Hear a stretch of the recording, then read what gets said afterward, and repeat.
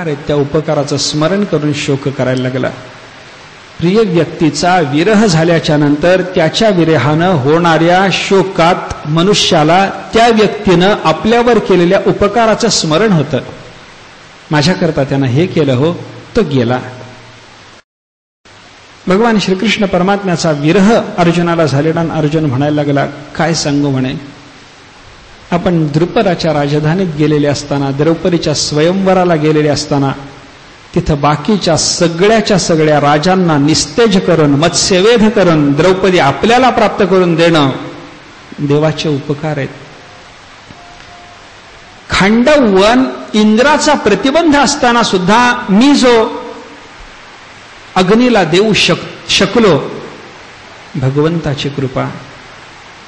त्या खांडव वनामध्ये जळत असलेल्या मयदैत्याला आणि तक्षकाला जीवदान देणं मला जमलं, भगवंताची कृपा. जरासंधाच्या वधाला जेव्हा आपण सगळेजण गेलो होतो तेव्हा भीमाने जरासंधाला अनेक वेळेला मारलं, पण त्याला तोडून टाकल्यावर त्याची ती माता जरा राक्षसी येऊन त्या जरासंधाला परत सांधायची.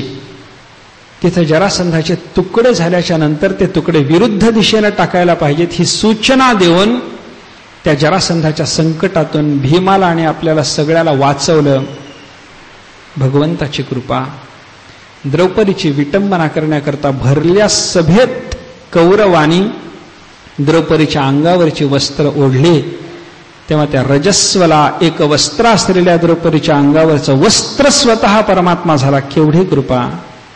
कौरवी पांचाळी सभे माझी आणली वस्त्रहरणी, वस्त्र कैशी झाली माऊली. परमात्म्याने वस्त्र दिली नाही, देव वस्त्र झाला. स्त्रीच्या शरीरावरचं, रजस्वलेच्या शरीरावरचं, एकवस्त्रेच्या शरीरावरचं वस्त्र ते होणं परमात्म्याने मान्य केलं. केवढी कृपा. दुर्वासाचं संकट धर्मराजा आपल्याकडे आलं होतं. काय झालं म्हणे, या दुर्योधनानं एकदा दुर्वासाची चांगली सेवा केली. दुर्वासाच्या रस्त्यानं निघालेले हस्तिनापुरातून मोठमोठ्यानं ओरडत होते, कोणी हरीचा लाल या हस्तिनापुरामध्ये दाता आहे का? या दुर्वासाला 4 महिने सांभाळेल असं कोणाचं दातृत्व आहे का? ओरडत चालले होते. हस्तिनापुरात दात्याला कमी नव्हती, अनेक दाते. त्यांनी दरवाजा उघडायचा, ओरडणारा कोण आहे पाहायचं. दुर्वासात लक्षात आलं की दार लावायचं आणि आत व्हायचं. दुर्योधनाच्या घरासमोर जेव्हा दुर्वासाने असं ओरडायला लागले, दुर्योधनानं पाहिलं दुर्वास आहेत, सांभाळणं कठीण आहे. अग्नी हातात धरलेला परवडला, पण दुर्वासाला सांभाळणं कठीण आहे. तरी आपण दुर्वासाला जर 4 महिने सांभाळलं तर या दुर्वासाच्या सेवेतून त्यांची प्रसन्नता मिळवून आपल्याला पांडवाच्या नाशासाठी काही योजना करता येईल, हे त्यानं लक्षात घेतलं. हे तो दुष्ट आहे, पण सेवा संताची चालू आहे. दुर्वासाच्या समोर दुर्योधनाला नमस्कार केला. सांगितलं म्हणे, महाराज या माझ्या घरात. मी कोण ओळखलं म्हणे. कोण आहे मी? दुर्वास म्हणतात. स्वभाव माझा कीर्ती ऐकून आहे ना? ऐकून आहे महाराज. सांभाळणार 4 महिने? हो सांभाळतो महाराज, या सेवा करतो. बोलावलं. दुर्वासाने सांगितलं, मला काय खायला लागेल, किती लागेल, कधी लागेल, कसं लागेल सांगता येत नाही. शिळं मी खात नाही. शिजवलेलं अन्न 1 प्रहराच्या नंतर शिळं होतं बरं का. सकाळी शिजवलेलं दुसऱ्या दिवशी सकाळी शिळं नाही. शिजवून 3 तास झाले की शिळं चालत नाही. ताजं पाहिजे, कितीही पाहिजे, कोणतंही अन्न पाहिजे, मागेन ते द्यावं लागेल. देतो महाराज. दुर्योधनानं दुर्वासानं ठेवून घेतलं. 4 महिने सेवा केली. शेवटचा दिवस उदयाला आला. दुर्वासांच्या समोर पूजा करून हात जोडून दुर्योधन उभा. दुर्वास प्रसन्न झालेले. प्रसन्न मनाने दुर्वासाने सांगितलं, म्हणे काय दुर्योधना, इच्छा काही आहे, मागायचंय काही? पांडवांना मारा असं तर म्हणणं शक्य नाही. दुर्वासानाच्या समोर दुर्योधनानं छद्मीपणानं मागणं केलं. तो म्हणायला लागला, एक करा महाराज. काय? माझ्याकडून 4 महिने सेवा घेतलीत होय, आमच्याच भाऊ पांडव आहेत पण ते वनवासात आहेत, त्यांच्याकडून 10,000 शिष्यासहित तुम्ही इथं माझी जशी 4 महिने सेवा घेतली तशी त्यांनाही तुमची सेवा घडावी, पण ते वनवासात आहेत म्हणून एकच दिवस जा. एकच दिवस जाऊन त्यांच्याकडून सेवा घ्या. एकच दिवस सेवा घ्यायची, ती दिवसा जाऊ नका, रात्री जाऊन सेवा घ्या. सेवा घ्या म्हणणं चालू आहे, शब्द चांगलेत. हेतू काय? दुर्वास जातील, पांडवांना सेवा करणं होणार नाही. त्यांनी जर सेवा केली नाही तर हे शाप देतील आणि ते पांडव मरतील. दुर्योधनाने असं सांगितल्याबरोबर दुर्वासाने सांगितलं म्हणे, दुर्योधना तू सेवा केली, मी प्रसन्न झालो, मागशील ते देतो म्हणालो, तुला देणं भाग आहे. तू पांडवाकडे सेवा घ्यायला मला जा म्हणून सांगतोस, मी जाईन, 10,000 शिष्यांना घेऊन जाईन, दिवसाने रात्रीच जाईन, सगळं होईल, पण पांडव मरणार नाहीत हे लक्षात ठेव म्हण. दुष्टाचं अन्न खाल्लं म्हणून सज्जनाला छळायला जावं लागणार आहे, पण पांडव मरत नाहीत. दुर्योधनाला वाटलं सगळं वाया गेलं, जाऊ द्या. दुर्योधनाच्या म्हणण्यानुसार दुर्वासाने एका दिवशी रात्रीच्या वेळेला 10,000 शिष्यासहित द्वैतवनात पांडव जिथे राहत होते तिथे येणं केलं. हर हर महादेवची गर्जना केली. 10,000 ब्राह्मणाचा शब्द कानावर पडला. सगळे पांडव झोपायच्या तयारीत. द्रौपदीनं सगळं घरातलं काम संपवलेलं. त्यांच्याकडे एक सूर्याची थाळी होती. सूर्य आकाशात असेपर्यंत त्या थाळीतून अन्न निघत होतं. ती थाळी धुवून सूर्याचा अस्त झाल्यानंतर तिनं ठेवून दिलेली. ती झोपायच्या तयारीत. धर्मराज ध्यान करीत बसलेले, गर्जना ऐकू आली. कोणतरी अतिथी आला म्हणून धर्मराज बाहेर आले. पाहिलं, दुर्वास स्वागत केलं. या म्हणे महाराज. कोण? मी ओळखलं धर्मा? होय म्हणे महाराज, आपण दुर्वास महर्षात. हा, आलो होता मी. या महाराज. अतिथी देवो भव. शास्त्राची आज्ञा मला प्रमाण आहे. या, बसा, स्वीकारातिथ्य. त्यासाठीच आलो म्हणे, म्हणजे जेवायचं आहे. एकट्याला नाही, 10,000 शिष्यासहित जेवायचं आहे. आत्ता जेवायचं आहे. धर्मराज म्हणायला लागले, काय करावं? आत्ता जेवायचं म्हणतात, व्यवस्था काहीतरी करावी लागेल. त्यांनी सांगितलं, ठीक आहे. नाही म्हणावं, लगेच शाप आहे, लगेच मरण आहे. हो म्हणलं, थोडा वेळ विचारायला मिळेल तरी, म्हणून यांनी सांगितलं, हो नाही, ठीक आहे, व्यवस्था करतो.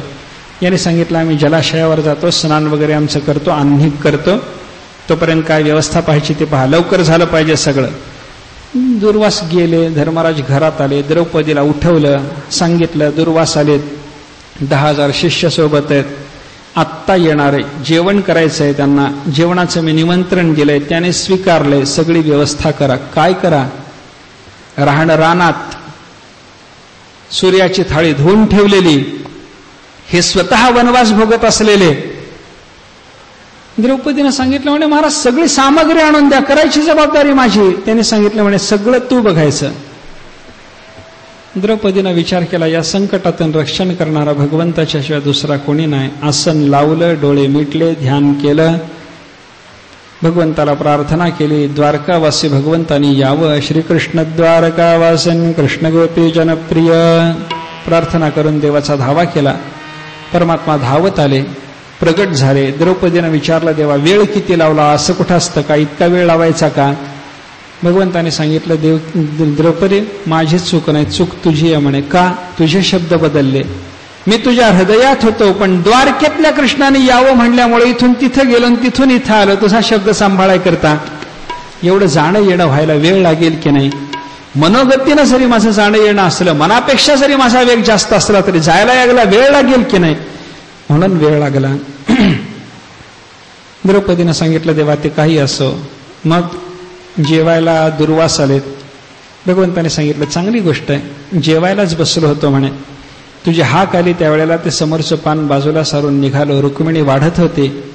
वाढिले ठाईचे भाणे टाकून या धावे, हा माझा स्वभाव आहे, त्या स्वभावानुसार निघालो. जेवता जेवता आलो. दुर्वासाबरोबर जेवायला मिळेल, चांगलं झालं. द्रौपदी म्हणाली, देवा जेवायला नाही, जेव घालायला बोलवलं म्हणे तुम्हाला. सगळी सामग्री आणायची, तिची सिद्धता करायची, स्वयंपाक सिद्ध करायचा, सगळ्यांना जेव घालायचं, उरलं तर काहीतरी खायचं, नाहीतर माझं भजन करत पुन्हा द्वारकेला जाऊन जेवायचं. इथं जेवण नाही. भगवंताने सांगितलं, ठीक आहे, सगळं करतो द्रौपदी, पण मला काहीतरी अगोदर दे. घेसी तेव्हा देसी, घेतल्याशिवाय देत नाही, स्वभाव आहे माझा, दे, काहीतरी खायला दे. द्रौपदी म्हणाली, काहीच नाही देवा घरात, काहीतरी असेल ते दे. तुझी थाळी आण, त्या थाळीत काहीतरी असेल.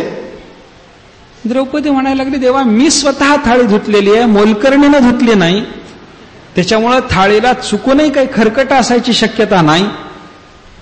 थाळी आणून देवाच्या समोर उपस्थित केली, देवाला दाखवली. परमात्म्यानेच एक शाखा देठ आणलेला. दुर्वास पातला धर्मा छळावयावनी, धावसी लवलाही शाखा देठ घेवनी. एक भाजीचं पान देवानेच आणलेलं, ते देवाने त्या थाळीमध्ये दाखवलं. देवाच्या सूर्य नेत्रांनी देवाने त्या थाळीकडे पाहिलं. थाळीला सूर्योदय झाला वाटलं. भगवंताने सांगितलं, म्हणे ते पान घेऊन मला समर्पण कर. ऐकेने पान. द्रौपदी आश्चर्य करायला लागली. देवा, मी स्वतः धुतली, मी पुसली, मी ठेवली, मला त्यावेळेला दिसलं नाही आणि आता दिसायला लागलं. आश्चर्य म्हणे. भगवंताने सांगितलं, ते काही असो, पान दे. पत्रम पुष्पम फलम तोयम यो मे भक्त्या प्रयच्छति तदहम भक्तिपहृतम अश्नामी प्रयतात्मना. मी खातो, दे. ते पान द्याय करता द्रौपदीने हात पुढे केला आणि भगवंताने सांगितलं, थांब द्रौपदी. काय? पान समर्पण करण्याच्या पूर्वी संकल्प कर. द्रौपदी म्हणाली, देवा, ही काय थट्टा करायची वेळ आहे, चेष्टेची वेळ आहे. कोण संकल्प सांगायला आणायचा? भगवान म्हणाले, काळजी करू नको, मला येतं. गुरुगृही जाऊन राहून मी शिकून आलोय. होतो तिथं 4-2 दिवस, शिकलो काहीतरी. येतो संकल्प, सांगतो. म्हण, अनेन शाखा पत्र प्रदानेन विश्वात्मा श्रीकृष्ण प्रियताम. बोल. हे भाजीचं पान देण्यानं विश्वात्मक श्रीकृष्णानं संतुष्ट व्हावं. एक विश्वात्मा संतुष्ट झाला. विश्व संतुष्ट करायची स्वतंत्रतेनं गरज नाही. द्रौपदीचाच हा नियम ज्ञानोबाराने घेतला. आता विश्वात्मके देवे येणे वाग्यज्ञे तोषावे. सगळं विश्व संतुष्ट करण्यापेक्षा विश्वात्मक देवाला संतुष्ट करणं महत्वाचं. द्रौपदीनं तसा संकल्प केला. देवाने ते पान घेतलं, खाल्लं, विश्वात्म्यानं खाल्लं, संतुष्टतेचा ढेकर दिला आणि सांगितलं, द्रौपदी आता येऊ द्या म्हणे. 10,000 नाही, लाख ब्राह्मण येऊ द्या, जेव घालतो. देवा, काही सिद्धता नाही, येऊ तरी दे म्हणे. धर्मराजाला सांगितलं देवाने, जा बोलवानं पाठवा म्हणे. सहदेव गेला. तिथं जे ब्राह्मण जलाशयावर आन्ही करत बसलेले होते त्यांना अशी भावना झाली, आपलं पोट तुडुंब भरलंय, गच्च भरलंय, अन्नाचा कण पोटात जाईल अशी अवस्था नाही. या भावनेत ते तिथं बसलेले, यायची तयारीच नाही. सहदेवाला सांगितलं, येतो चला. नकुल जाऊन आला, येतो चला. अर्जुन जाऊन आला, येतो चला. भीमानं सांगितलं, म्हणे दादा काय चेष्टा लावली म्हणे या ब्राह्मणाने दुर्वासाने, जातो सगळ्याचा भारा बांधूनच आणतो म्हणे. आता धर्मराज म्हणायला लागले, असं करायचं नाही. अतिथी देवो भव. अतिथी आहेत ते, त्यांच्याविषयी भगवत भावना ठेवावी, देवभावना ठेवावी. शेवटी भगवंताला विचारलं. भगवंताने सांगितलं, कोणी येत नाहीत का? विश्वात्मा संतुष्ट झालाय. ते संतुष्ट झालेच. अर्जुन या उपकाराचं स्मरण करून धर्मराजाला म्हणायला लागला, दुर्वासाच्या संकटातून भगवंताने आपलं रक्षण केलं. भगवान शंकराशी युद्ध करण्याचा प्रसंग माझ्यावर उपस्थित झाला तेव्हा शंकराला मी जिंकलं. कृष्णाची कृपा. तुवा संग्रामी हरु जिंकिला, निवात कवचाचा ठाव फेडिला, पवाडा तुवा केला गंधर्वासी. हे सगळं अर्जुनाचं सामर्थ्य. अर्जुन म्हणतो देवाची कृपा. परमात्म्याने हे माझ्याकडून सगळं करून घेतलं. कौरव पांडवांचं युद्ध झालं तेव्हा माझ्या समोर असलेले सगळे बडे बडे रथी महारथी, पितामह भीष्म, द्रोण, शल्य, कर्ण, सगळ्यांच्याकडे मी जेव्हा पाहत होतो, भगवान त्यांच्याकडे पाहत होते. युद्धात त्यांना मारायचं काम माझ्या अर्जुनाकडे, ते त्याला सहज शक्य व्हावं म्हणून परमात्म्याने हसत हसत त्यांच्याकडे पाहून त्यांचं मन, त्यांचं आयुष्य, त्यांचे प्राण सगळं हरण केलं. मग निमित्त मात्र मी झालो. निमित्त मात्रम भव सव्यसाचन. आणि मग निमित्त मात्र होऊन मी त्यांना मारलं. देवाची कृपा. अनंत उपकार भगवंताच्या अर्जुनानं स्मरणात घेतले आणि त्या भगवंताचा मला विरह झाला. हाय हाय म्हणून अर्जुन रडू लागला. अर्जुन म्हणतो, काय देव होता तोपर्यंत सामर्थ्य, आता माझ्यात सामर्थ्य नाही. तद्वै धनुस्त ईशवः सरथो हयास्ते, सोहम रथे नृपतयो यत आनमन्ते, सर्वं क्षणेन तदभूत असदीश रिक्तम, भस्मन्हुतम कुहकराद्ध मिवोप्तमुष्याम. अर्जुनानं सांगितलं, माझा हातातलं गांडीव धनुष्य तेच आहे, माझा रथ तोच आहे, माझे बाण तेच आहेत, रथी मी तोच आहे. माझं सामर्थ्य एवढं होतं की राजे सगळे जगातले मला भिवून मला काहीतरी उपहार आणून देत होते, भेटवस्तू आणून देत होते, तो मी तोच आहे. फक्त हे सगळंच्या सगळं सामर्थ्यशाली राहिलं नाही. का राहिलं नाही? भगवंताचा विरह झाला, देवाने माझा त्याग केला, देवानं माझी वंचना केली, त्याच्यामुळे ही माझी अशी अवस्था झाली, असं म्हणून अर्जुन विलाप करतो. धर्मराजाने हे सगळं ऐकलं. परमात्म्याने अवतार समाप्ती केल्याचं धर्मराजाने ऐकलं. धर्मराजाने हे मग वैराग्य धारण केलं. अर्जुनही गीतेचं चिंतन मनामध्ये आणून विरक्त अंतःकरणाचा झाला. धर्मराजाने यदुकुलाचा संहार झालेला, भगवान श्रीकृष्ण परमात्म्याने अवतार संपवलेला हे ऐकलं, विरक्त झाले. कुंतीच्या अंतःकरणात वैराग्य जागं झालं. भगवान श्रीकृष्ण परमात्म्याच्या नंतर आता आपण जगामध्ये राहण्याचं काही कारण नाही असा विचार पांडवांच्या मनात आला. धर्मराजाने राज्यावर परीक्षितीची स्थापना केली. परीक्षितीला राज्यावर बसवलं. आपल्या सगळ्या राजवैभवाचा त्याग केला. एक अंगावरचं वस्त्र, वाणी बंद केलेली, मौन धारण केलेलं, केस मोकळे सोडलेले, जड उन्मत्त पिशाच्यासारखी स्वतःची अवस्था करून घेऊन आत्मचिंतन करत आत्मस्वरूपात रममाण होत धर्मराजाने ठरवलं की आपण महाप्रस्थान करायचं. कलियुगामध्ये महाप्रस्थानाला परवानगी नाही. महाप्रस्थान, भृगुपतन हे शरीर संपवण्याचे जुन्या युगातले प्रकार आहेत. भृगुपतन म्हणजे पर्वताच्या शिखरावर जायचं, उडी टाकून जीव द्यायचा. जुन्या काळामध्ये याला मान्यता होती. आपल्याला जगायचं काही कारण शिल्लक राहिलं नाही, कृतकृत्य झालो, ही अवस्था आल्याच्या नंतर भृगुपतनाला जुन्या काळात परवानगी, आज नाही. महाप्रस्थान म्हणजे सतत उत्तर दिशेला चालत राहायचं, किती शरीर पडेपर्यंत चालायचं. धर्मराजाने निर्णय घेतला महाप्रस्थानाचा. भीम, अर्जुन, नकुल, सहदेव तेही निघाले.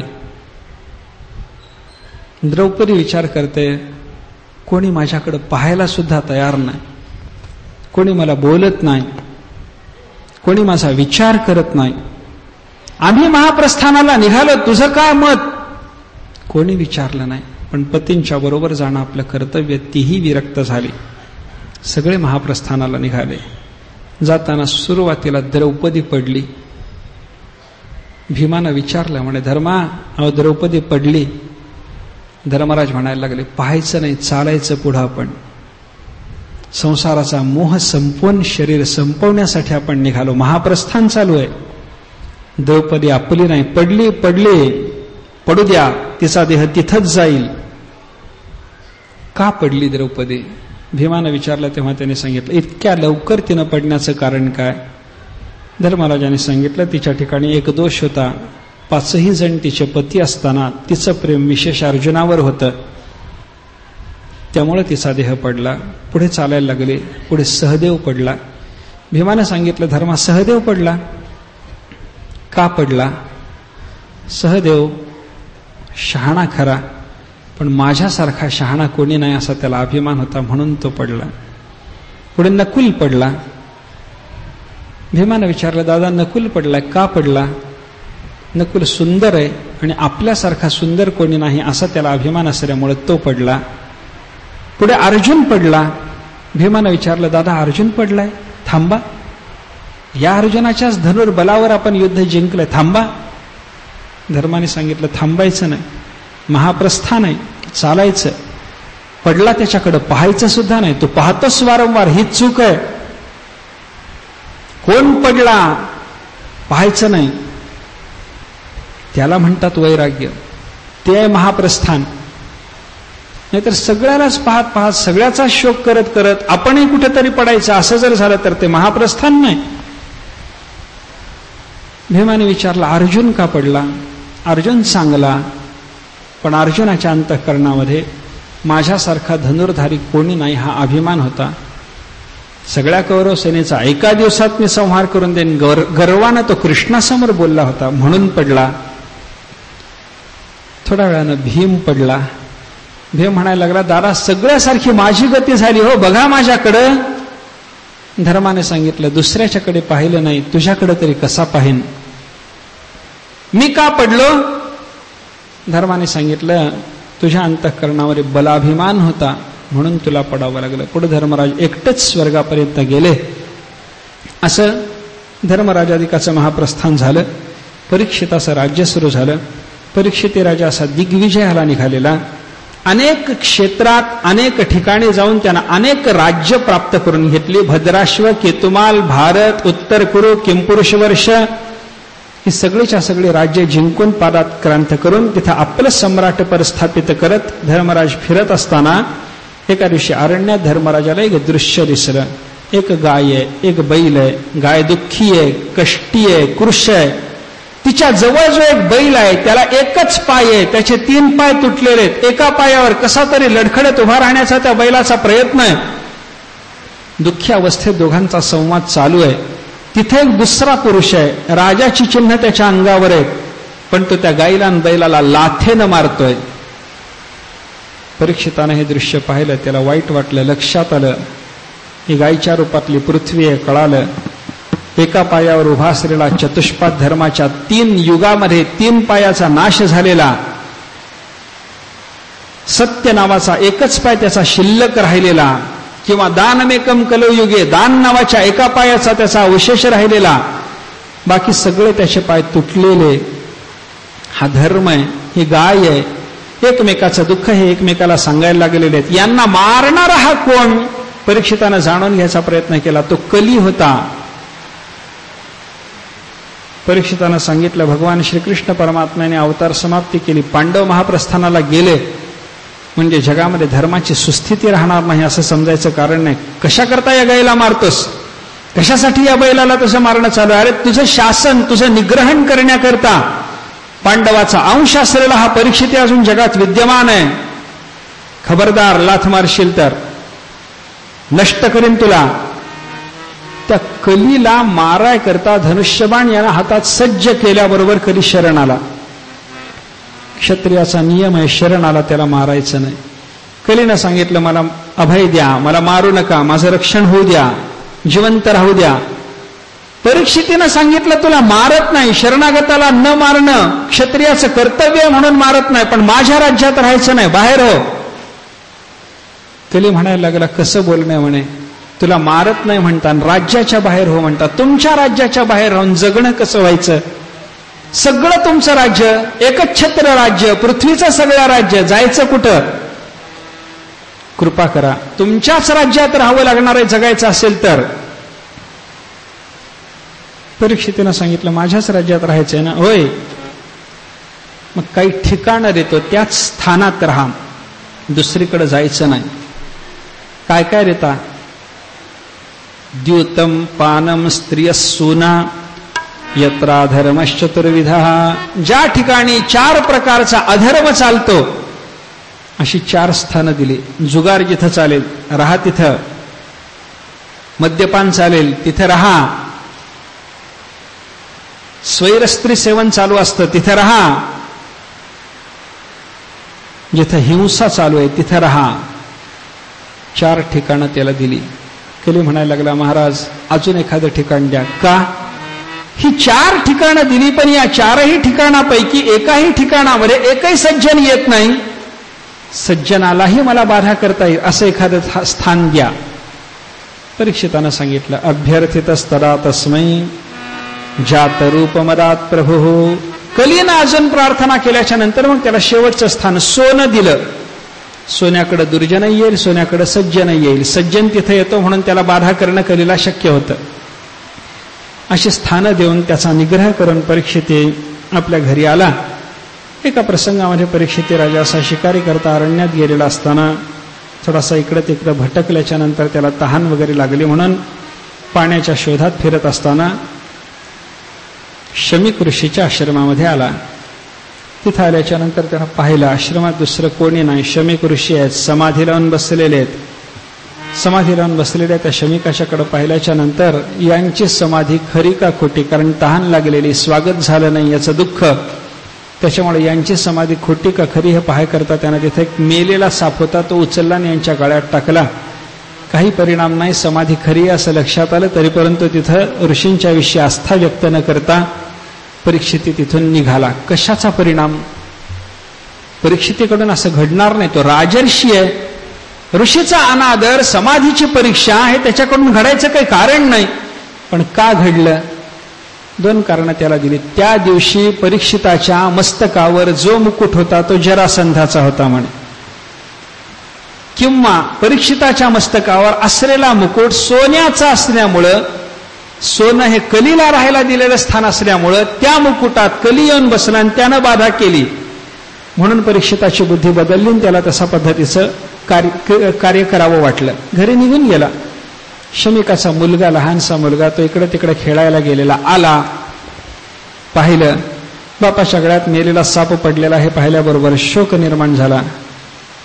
ज्यानं साप टाकला त्या परीक्षितेला त्यानं शाप देऊन टाकला. आजपासून 7व्या दिवशी परीक्षितेला तक्षक दंश होईल आणि तो मरेल. सर्प टाकतो काय माझ्या बापाच्या गळ्यामध्ये, शाप दिला. आणि मोठ्याने तो रडायला लागला. बापाचा झालेला अपमान त्याला सहन झाला नाही. त्याचं रडणं ऐकून शमीक ऋषी व्युत्थानदशेत आले. विचारलं, काय झालं बाळा? गळ्यात बघा म्हणे तुमच्या. काय आहे? साप आहे. अरे मेलेला आहे हा, काढून टाकला. जिवंत साप समाधीस्थाला काही करत नाही, तिथं मेलेल्या सापाने मला काय व्हायचं? शोकाचं कारण नाही बाळ, थांब, शांत हो. त्यांनी सांगितलं, तसं नाही, हा साप तुमच्या गळ्यामध्ये परीक्षितानं टाकला, त्यानं तुमच्याविषयी अनास्था व्यक्त केली म्हणून त्याला मी शाप दिला आणि रडायला लागलो. शाप दिला? शमिकाने विचारलं. अरे चूक झाली म्हणे बाळा.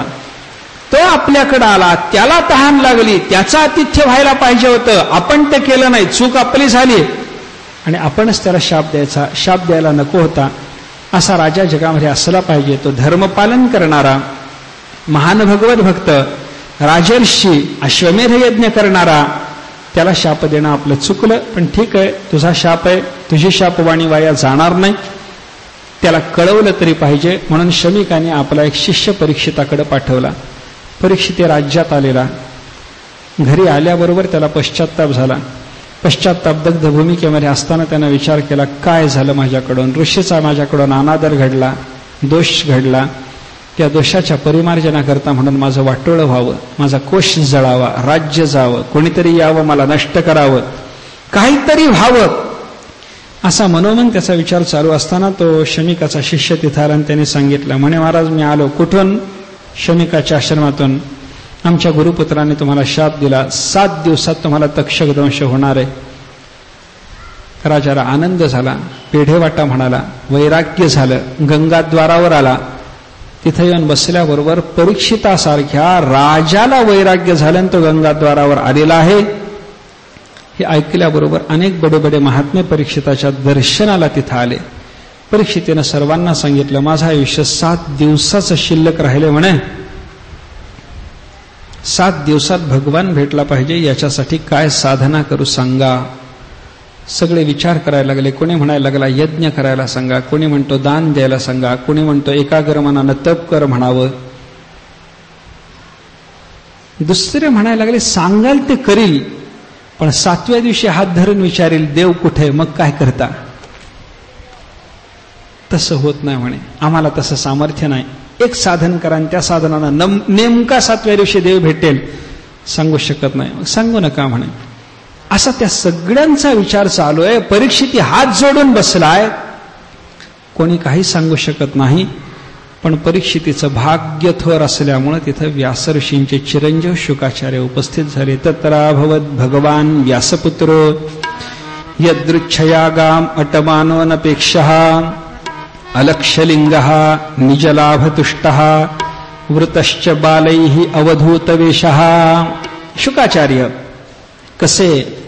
यदृच्छयागाम अटमानः, इच्छेनुसार पृथ्वीवर कुठेही संचार करणारे, अनपेक्षः, कोणतीही अपेक्षा नाही, अलक्षलिंगः, परमात्मा स्वरूप स्थिती प्राप्त झालेली पण ती कुणाला व्यक्त झाली नाही अशी अवस्था असलेले, निजलाभतुष्टः, आत्मलाभ झालेला असल्यामुळे त्यातच संतुष्ट असलेले, आणि रस्त्यानं जात असताना वृतश्च बालैः, एक वेडा समजून अनेक लहान मुलं पाठीमागं हसत लागलेली आणि शरीराचं सौंदर्य पाहून अनेक स्त्रिया पाठीमागं लागलेल्या, असे अवधूत वेशातले शुकाचार्य फिरत फिरत त्या ठिकाणी आले. वय काय? तम 2 वर्षम सुकुमार पाद करोरु बाह्वंस कपोल गात्रम, सगळं शरीर सुकुमार आहे. वय 2-8 वर्षाचं म्हणजे 16 वर्षाचं आहे. अत्यंत सौंदर्य शरीराच्या ठिकाणी आहे. शुकाचार्याचं वर्णन करताना शुकाचार्य हे अगदी कृष्णासारखे दिसणार आहेत असं वर्णन आहे. उद्धव आणि श्रीकृष्ण आणि शुकाचार्य तिघाचं रूप अगदी समान आहे. फरक एवढा दिलाय, उद्धव श्रीकृष्णापेक्षा 2 बोट उंच आहेत आणि शुकाचार्य भगवान श्रीकृष्णापेक्षा फक्त 2 बोट ठेंगणेत. बाकी कृष्णासारखं रूप, स्वरूपता मुक्तीचं स्वतंत्र प्राप्ती करून घ्यायचं कारणच नाही अशा अवस्था. शुकाचार्य आले, सगळ्यांनी स्वागत केलं. या या या या म्हणायला लागले सगळे. लहान लहान मुलं पाठीमागे लागलेली वेडा म्हणून त्यांनी पाहिला, अरे काय मोठे मोठे लोक स्वागत करतात, राजा स्वागत करतो, या म्हणतो, काहीतरी आपलं चुकलं, चला नाहीतर मारहाण होईल आपल्याला. पोरं बाजूला झाली, बायका बाजूला झाल्या. ऋषींनी स्वागत केलं, राजाने स्वागत केलं, आसनावर बसवलं, पूजा झाली, हात जोडले. महासने 6 उपविवेश पूजितः. हात जोडून परीक्षित म्हणायला लागला, महाराज काय आपलं दर्शन झालं, फार चांगलं झालं. तुमचं येणं कुठं होतच नाही. ज्याच्याकडे येणं झालं तो पुण्यवान. तुम्ही माझ्याकडे आलात, भगवंताची माझ्यावर मी कृपा समजतो. पांडवावरच देवाची कृपा होती असं नाही, पांडवाच्या कुळावर देवाची कृपा असं सिद्ध झालं. आपण आलात, फार आनंद झाला. काय झालं? हे सगळे लोक कशा करता इथं जमलेत? राजानं सांगितलं, मला वैराग्य झालं म्हणून. कशामुळे झालं? मला आता शाप झालाय, 7 दिवसात मला तक्षकदंश होणार आहे, 7च दिवसाचं आयुष्य शिल्लक राहिले. या लोकांना मी साधना सांगा, भगवान भेटेल अशी साधना सांगा म्हणून विनंती केली. कोणी काही सांगितलं नाही. आपण काही साधना सांगाल, पण 7च दिवस आयुष्य शिल्लक राहिले महाराज. शुकाचार्याने सांगितलं, म्हणे काय म्हणतोस परीक्षित, 7 दिवस? अरे 7 दिवस फार झाले. परमात्म्याच्या भेटीला फार अल्प काळ लागतो. चित्त एकाग्र करावं, त्याचं चिंतन करावं, क्षणात मुक्त होता येतं. काय करावं लागेल साधन तुम्ही मला सांगा. वस्तुतः शुका, आपण एखाद्याच्या घरात गेल्याच्या नंतर फार तर गोदोहन मात्र थांबता. सगोदोहन वेलां वै गृहेषु गृहमेदिनां अवेक्षते महाभागः तीर्थी कुर्वन्तराश्रमम्. एखाद्याच्या कुठं जाणारच नाही शुकाचार्य, पण गेलेच तर एखाद्याच्या घराच्या समोर फक्त गायीची धार काढायला लागेल एवढा वेळच थांबतात. थांबले तरी बोलत नाहीत, बसत नाहीत. परीक्षिताचं भाग्य त्याच्याकडे आले, बसले, पूजा घेतली, बोलू लागले. 7 दिवस बसायची तयारी दाखवली. मग परीक्षितेनं सांगितलं, म्हणे महाराज माझ्यावर कृपा करा आणि मला साधन सांगा. आणि मग साधन सांगा म्हणून शुकाचार्याला परीक्षिताची जेव्हा विनंती झाली तेव्हा परीक्षितेला साधन सांगण्याकरता म्हणून शुकाचार्याने 2ऱ्या स्कंदातून सुरुवात केलेली आहे. 2ऱ्या स्कंदाला सुरुवात करायची आहे. थोडा तरी कथाभाग घ्यायचा आहे. थोडा वेळ भजन करा म्हणजे पुढचं थोडक्यात सांगून काही संपू आपण. नारायण नारायण जय गोविंद हरे, नारायण नारायण जय गोपाल हरे.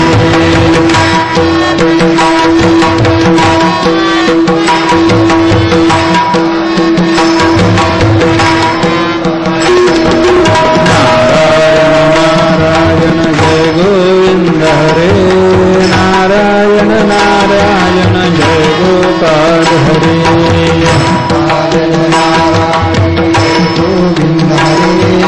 नारायण नारायण जय गोपाल हरे. नारायण नारायण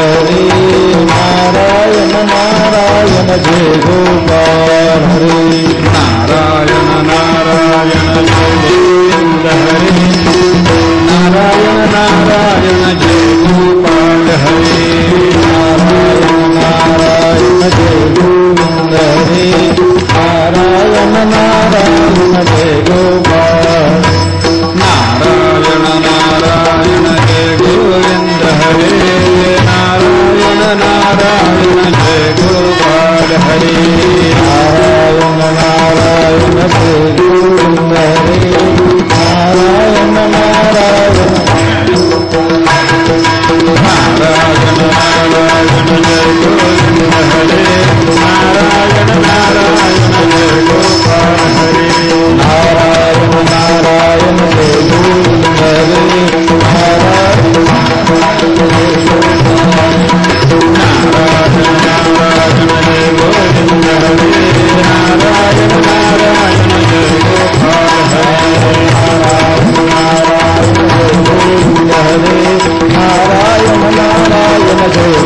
गोपाल हरे नारायण नारायण जय गोविंद हरे नारायण नारायण जय गोपाल हरे नारायण नारायण जय गोविंद हरे नारायण नारायण जय गोपाल हरे नारायण नारायण जय गोविंद हरे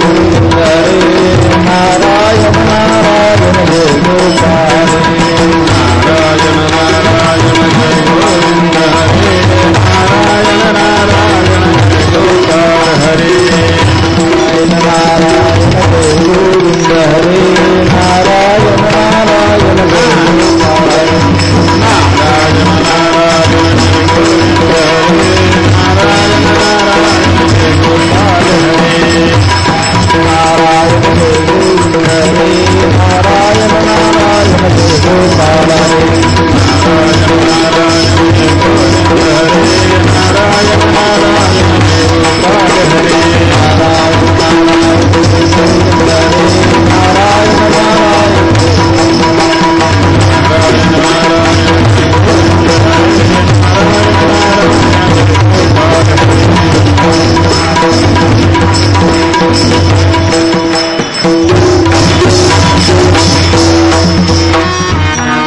श्री शुक उवाच वर्यानुशतो प्रश्नः कृतो लोकहितं नृप आत्मवित्सम्मतः पुंसां श्रोतव्यार्षयः परः. इथून दुसऱ्या स्कंदाला सुरुवात होते. दुसऱ्या स्कंदातला विषय काय, पहिल्या स्कंदाचा विषय आपण वर्गवारीने असा पाहिला. तिथं श्रोता आणि वक्ता यांच्या अधिकाराचं चिंतन आहे.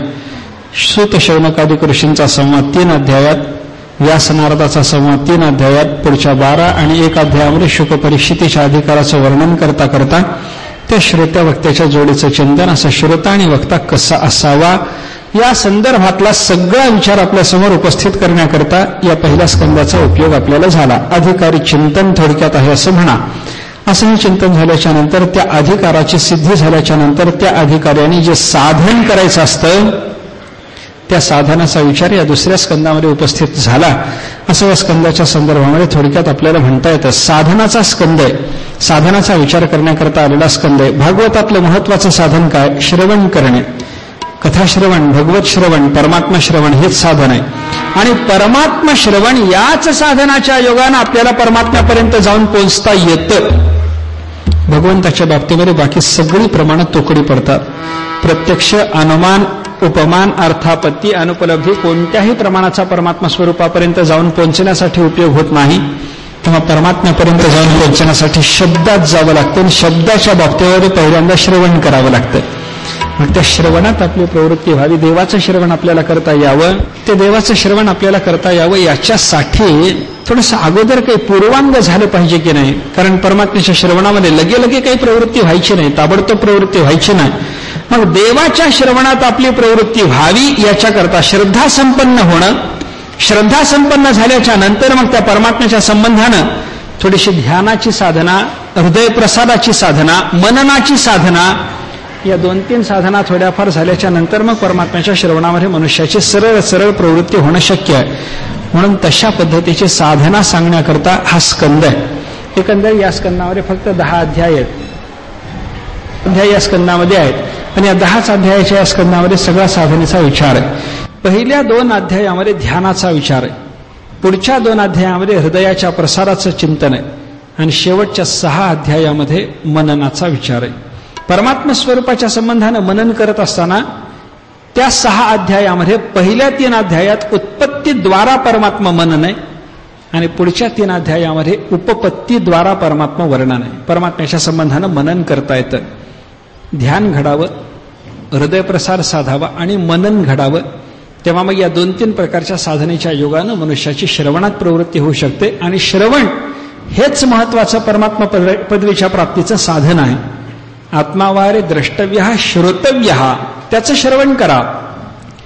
म्हणून त्याच्या श्रवणासाठी आपली प्रवृत्ती व्हावी. याच्यासाठी पूर्वांग म्हणून ध्यानादिकाचा विचार या स्कंदामध्ये पहिल्या अध्यायामध्ये आलेला आपल्याला पाहायला सापडतो. शुकाचार्य सांगतात, बाबा तुला 7 दिवसाचं आयुष्य म्हणतोस, फार झालं. खटवांग नावाचा राजा होता, त्याला तासभरच उरला होता, तरी त्याचं कल्याण झालं.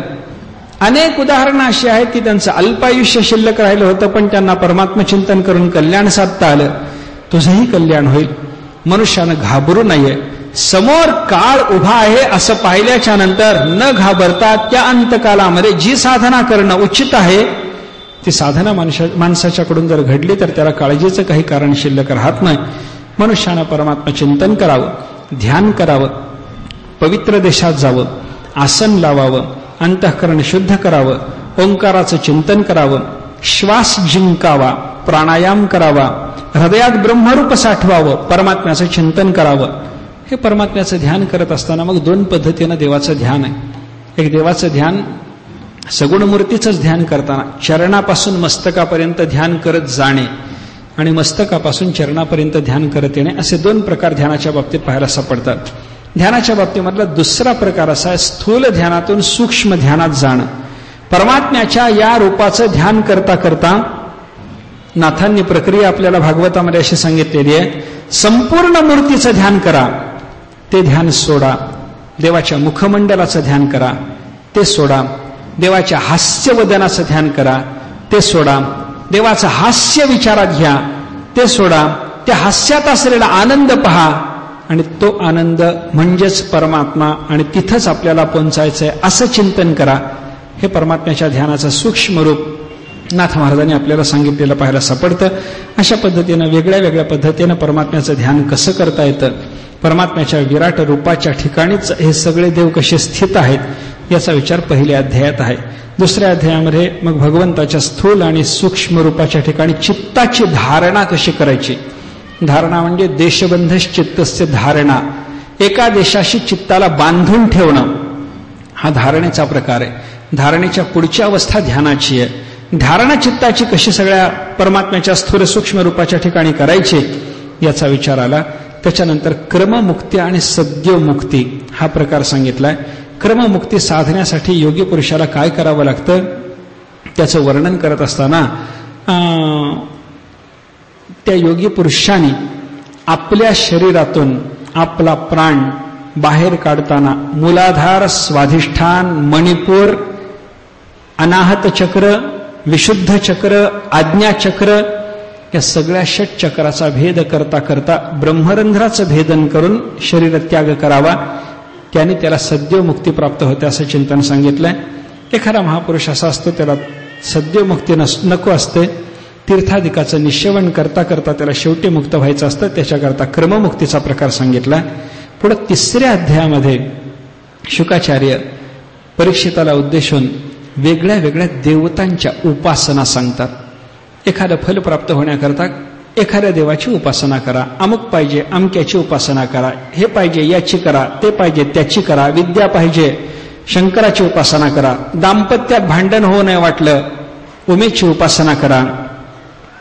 वेगवेगळ्या फलासाठी वेगळ्या वेगळ्या देवतांच्या उपासना, अशा 29 फलासाठी 29 देवतांच्या उपासना सांगून शेवटी या सगळ्या उपासना सांगता सांगता परीक्षितेला शुकाचार्य म्हणतात, अंतःकरणात कोणती कामना असो नसो सर्व काम असा, अकाम असा, मोक्षकाम असा, शुद्ध बुद्धीच्या असा, तीव्र भक्ती योगाच्या योगानं परमात्म्याचं सेवन करणं हे सर्वांच्यासाठी विहित आहे.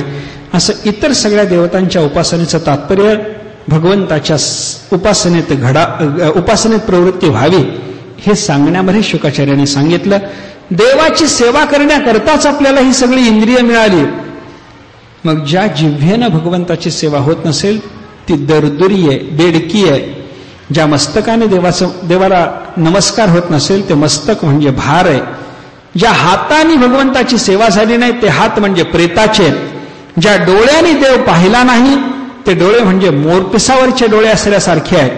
ज्या पायाने देवालयाला जाणं घडलं नाही ते पाय म्हणजे पाय नसून झाडाची मुळं आहेत. जो मनुष्य देवाची सेवा करत नाही तो जिवंत असला तरी मढ आहे. जे नाक देवाची सेवा करत नाही ते नाक म्हणजे नुसता भात्याचा श्वासोश्वास चालावा तसं आहे. ज्या हृदयानं परमात्म्याचं चिंतन केलं नाही ते हृदय म्हणजे दगड आहे. अशा पद्धतीचं वर्णन करून सर्व इंद्रियांनी परमात्म्याची सेवा झाली पाहिजे. हा विषय शुकाचार्यांनी परीक्षिताला समजावून सांगितला. त्याच्या पुढे शुकाचार्याच्या समोर परीक्षितानं सृष्टीच्या विषयातले अनेक प्रश्न उपस्थित केलेत. त्यांची उत्तरं दिली. त्याच्याकरता ब्रह्मनारद संवाद सांगितला.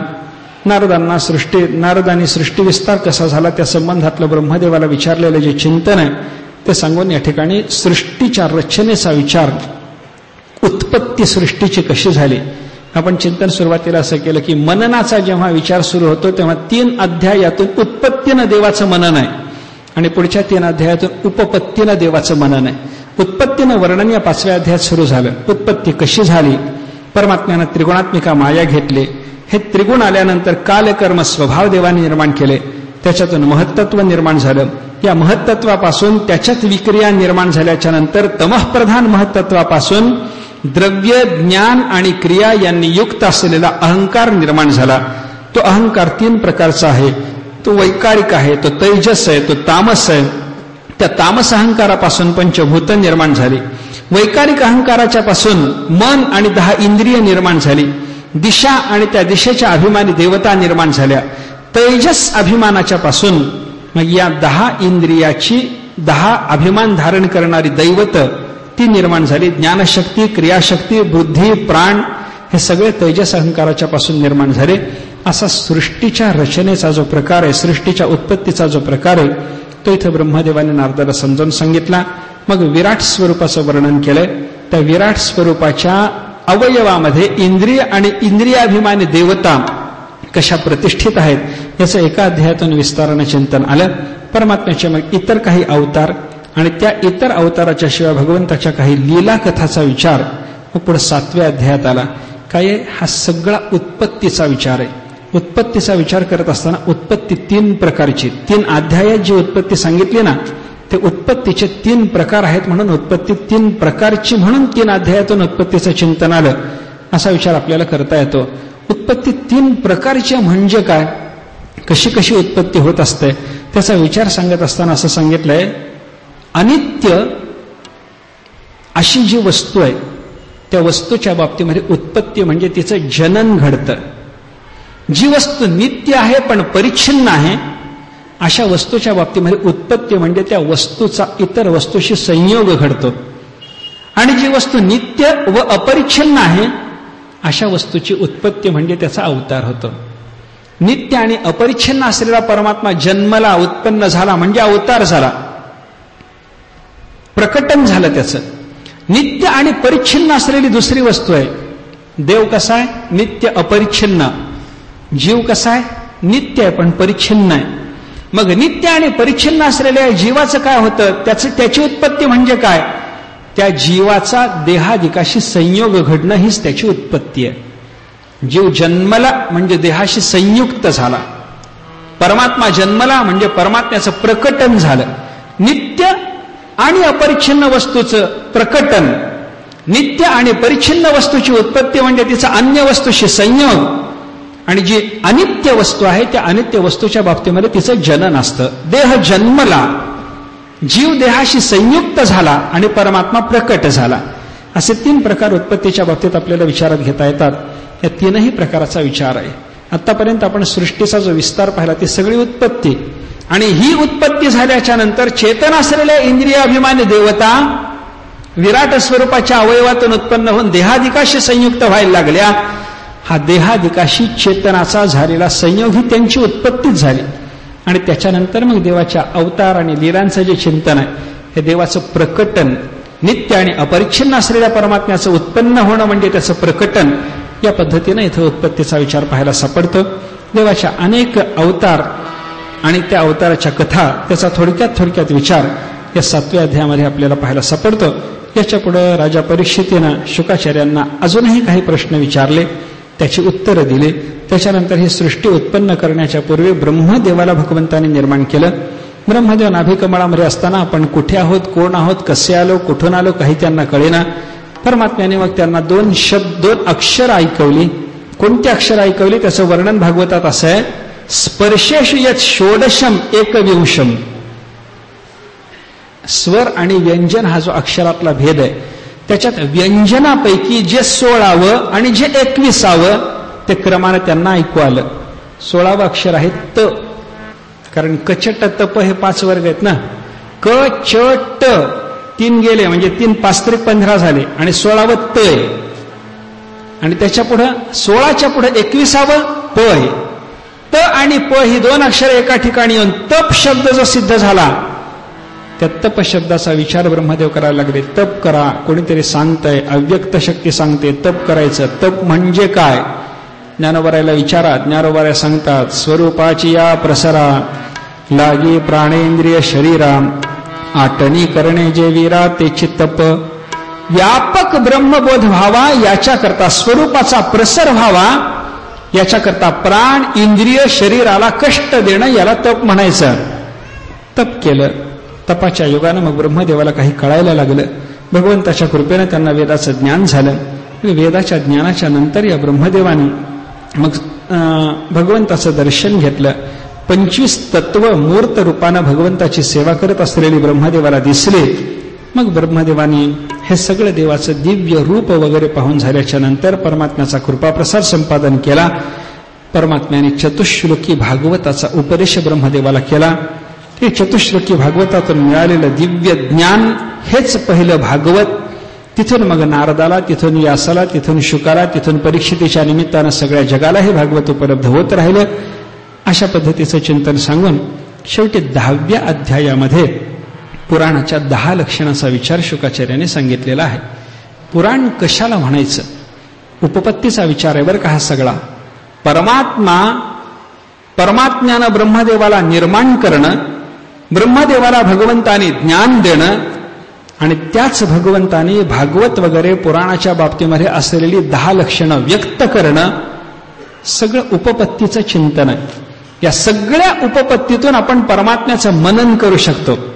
ब्रह्मदेवाला उत्पन्न करणारा तो एवढा मोठा उपपत्तीनं मनन, ब्रह्मदेवाला ज्ञान देणारा तो एवढा मोठा उपपत्तीनं त्याचं मनन, आणि त्याच्यानंतर आत्ता जे मनन त्याचं करायचं शेवटच्या अध्यायातलं ते मनन आहे. 10 लक्षणं त्यानं पुराणाच्या बाबतीमध्ये शुकाचार्याने सांगितलेली आहेत. पुराणात काय काय असतं?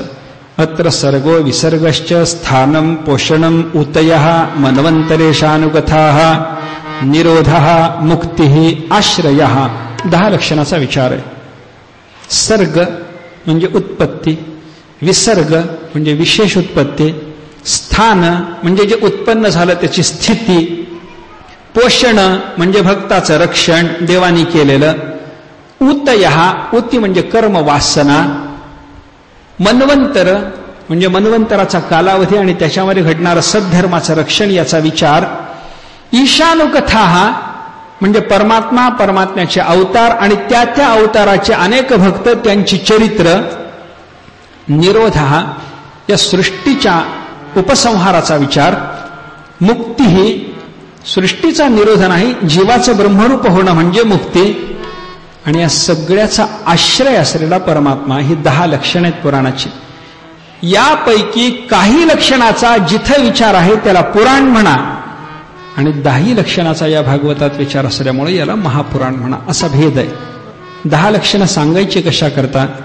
शुकाचार्याने सांगितलं, दशमस्य विशुद्ध्यर्थम नवानामिह लक्षणं. 9 पुराणाची जी पहिली लक्षणं आहेत ही 10व्या लक्षणाचा विचार करण्याकरता. 10वं लक्षण दशमस्कंधात येणार आहे आणि त्याचा विचार करण्याकरता अगोदर आलेली ही सगळी 9 लक्षणं 3ऱ्या स्कंधापासून आपल्याला पाहायची आहेत. सर्ग कशाला म्हणायचं, विसर्ग कशाला म्हणायचं, स्थान म्हणजे काय, पोषण, उती, मन्वंतर, ईशकथा, निरोध, मुक्ती, या 9ही लक्षणाचा विचार क्रमाक्रमानं एका एका स्कंदातून आपल्याला पाहायला मिळतो. तो कसा कुठं आला याचा क्रमाक्रमानं विचार होणारच आहे. पण या 10 लक्षणाच्या संबंधात थोडंसं चिंतन आपल्याला करायचे, ते आपण उद्या चिंतनामध्ये पाहू. इथं 10वा अध्याय दुसऱ्या स्कंदाचा पूर्ण होऊन द्वितीय स्कंद पूर्ण झाला.